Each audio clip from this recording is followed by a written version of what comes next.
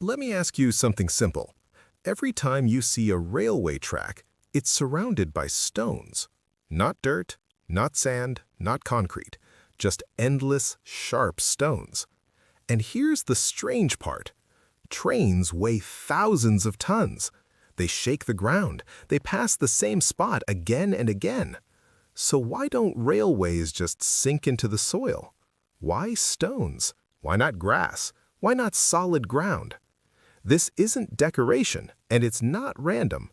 Those stones are doing several critical jobs at once, jobs that quietly keep trains safe every single day. Once you understand why those stones are there, you'll never look at railway tracks the same way again. Those stones actually have a name. They're called ballast. They're usually crushed rock, sharp-edged, hard and durable. And now, the shape is not accidental. Ballast isn't just stuff under the tracks, it's a designed layer with a very important purpose. Let's start with the most important job. Trains don't just move forward, they push down, sideways, and outward. Without support, tracks would shift, rails would spread apart, trains would become unstable. The stones lock together like a puzzle. Because they're sharp and uneven, they grip each other, they resist movement, they keep the tracks firmly in position.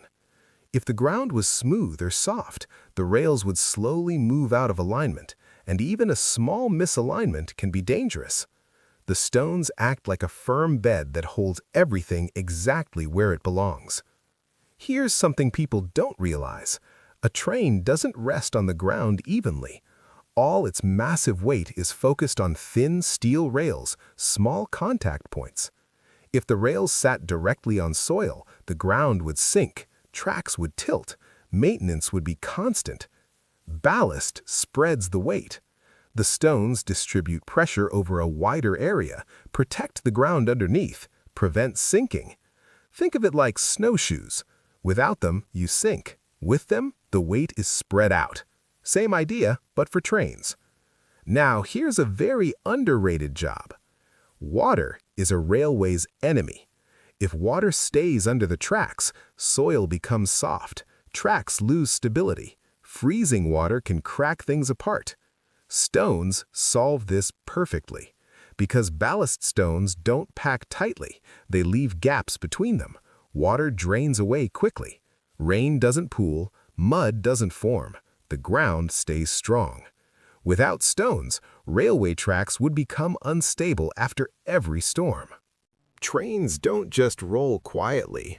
They create vibrations, shocks, repeated impacts.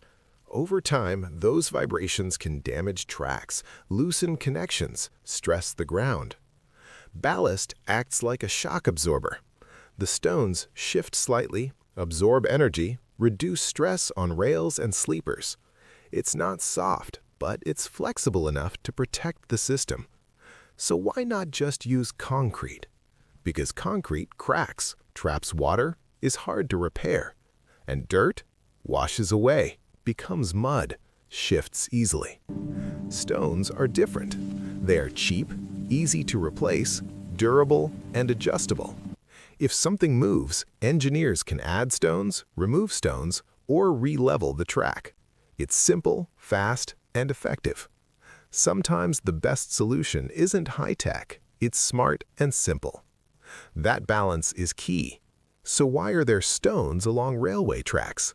Because they hold tracks in place, spread massive weight, drain water, absorb vibrations, make maintenance easier. Those stones aren't decoration. They're a silent system that keeps trains stable, safe, and reliable. Next time you're near a railway track and see those rough stones, remember, you're looking at one of the most important parts of the railway, hidden in plain sight, doing its job quietly every single day.